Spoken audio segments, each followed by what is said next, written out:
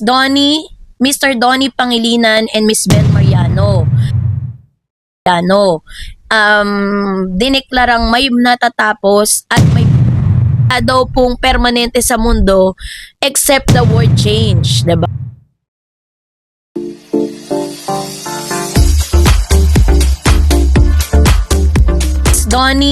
Mr. Donnie Pangilinan and Miss Bel Mariano.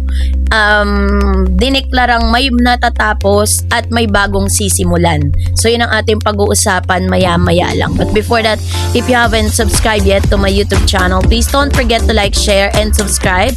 At i-hit mo na rin ang notification bell for more showbiz updates. Of course, bago tayo magpatuloy sa ating updates for today's video, nais ko pong pasalamatan kayo for always watching and trusting this channel. Thank you so much sa inyong laging panonood at pagsubaybay sa mga updates natin. Maraming salamat po.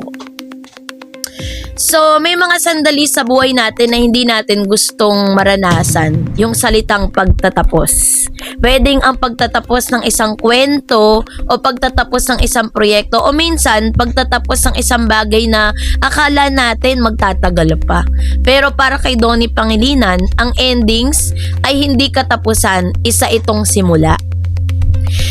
So, sa mundo ng showbiz, sanay ang lahat ng sa spotlight, sa camera, sa ingay ng set, sa mga taong sumisigaw ng pangalan mo. Pero sa likod ng bawat ngiti at sa harap ng camera, may mga kwentong nagtatapos din. May mga karakter na kailangang bitawan, may mga kwentong kailangang isara at mga sandaling kailangang iwan kahit masakit. So,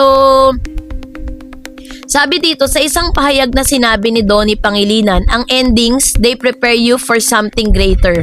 Isang simpleng linya pero kung iisipin mo may bigat.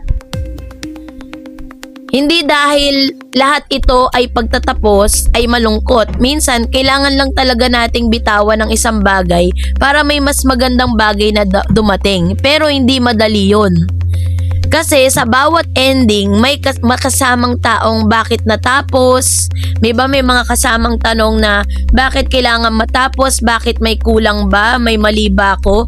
Lahat tayo dumadaan dito, hindi lang yung mga artista, kundi kahit sino ay pwedeng ma-experience yung ganitong klase ng emosyon, diba? So, kaya naman, ang ending ay hindi lang basta sa teleserye, nararanasan din nila ito sa totoong buhay. Kung kaibigan na biglang lumayo, yung trabaho na kailangang iwan, yung pangarap na hindi natuloy, masakit, tahimik, minsan pa nga walang closure, pero sabi nga ni Donnie, ang bawat pagtatapos ay isang malaking paghahanda.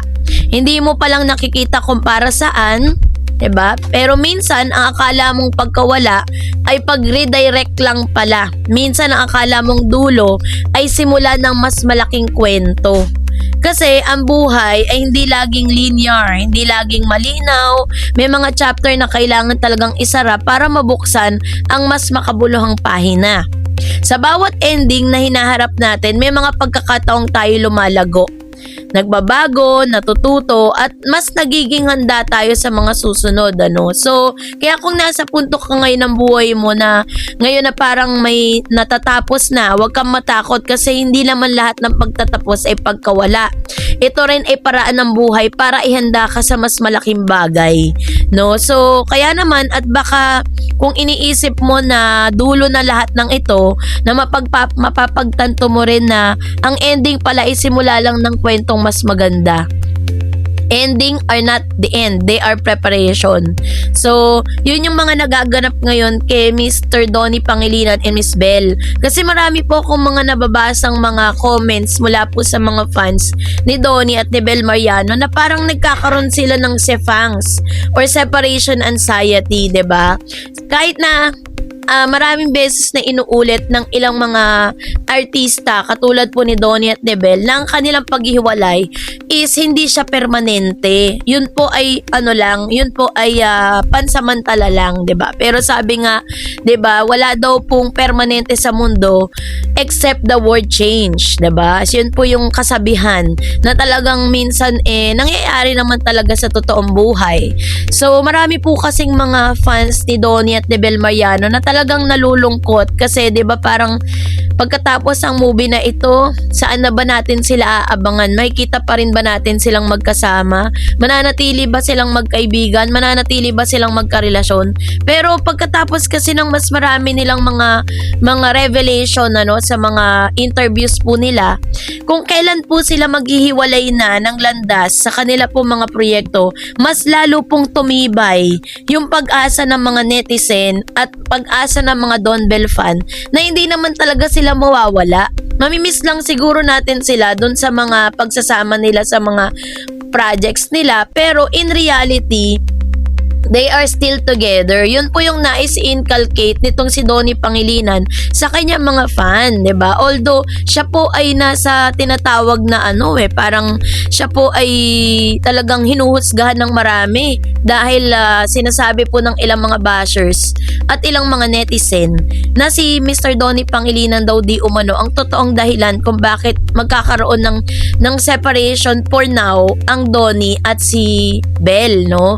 Pero yun nga, patuloy na pinapalakas at patuloy na ini-encourage si Donnie at ni Bell na yung kanilang paghiwalay is hindi yan for good. Yan po is for the preparation for self-growth and career growth na kailangan po nilang i-partake para talagang may mapatunayan sila sa showbiz kasi hindi naman sila pabata. Maraming mga artista na parang pinatunayan nila yung sarili nila individually. Maraming mga artista ngayon na talagang sobrang matured mag-isip. Iniisip po nila na kailangan makilala sila sa showbiz individually. Kasi hindi naman po forever na lagi silang partner sa isang project, 'di ba? Hindi naman pwede na for hanggang sa tumanda silang dalawa lang yung mapapanood ninyo. Darating din ang pagkakataon na nag-iiba din yung klase or dynamics at klase ng mga audience na i-cater po nila. Kaya kailangan po nilang patunayan yun na meron silang ibubuga sa kanilang mga personal career. At yun po yung dapat nating isaalang-alang at dapat din po natin na isipin na ginagawa nila yan para rin pasiyahin ang lahat ng kanilang mga taga-suporta. So, medyo emotional man si Mr. Donnie Pangilinan sa pag-deliver ng mga linya na yan, diba? Sabi niya, endings are not the end, but that is the preparation in the future. Sabi niya doon sa kanyang interview na sabi niya doon na ang pagtatapos ng isang proyekto, minsan na pagtatapos isang bagay na akala natin ay magtatagal pa. So, sabi niya dito na talagang meron pong natatapos sa kanila ni Donnie at ni Bell. Pero it doesn't mean na magtatapos na, wala na silang sisimulan, 'di ba? Maaaring testing yan sa kanilang relasyon, 'di ba? Maaaring yan po ay pagsubok sa kanilang relasyon na kapag hindi na ba sila magkasama, still intact pa rin ba yung kanilang relationship? Magtatagal pa rin ba yung kanilang samahan? Kasi kung sabi nga, 'di ba, distance makes the loves grow fonder. Pag daw magkahiwalay kayo, mas lalo pong nagiging intensify yung inyong pagmamahal sa isa't isa. Yun yung gustong subukan din ng Donnie at Bell. Kaya sa lahat ng mga fans na nagpo-post ng separation or sepangs, nakakaranas ng sepangs towards sa Don Bell, wag po kayong mag-alala. Babalik po sila, promise. Diba? So, kaya naman, let's celebrate and supportahan na lang natin yung kanilang mga naging desisyon. So, that's it for today. For more videos and updates, please don't forget to like and subscribe, and please don't forget to follow my Facebook page, Dar Eds TV and Dar Eds channel. God bless everyone!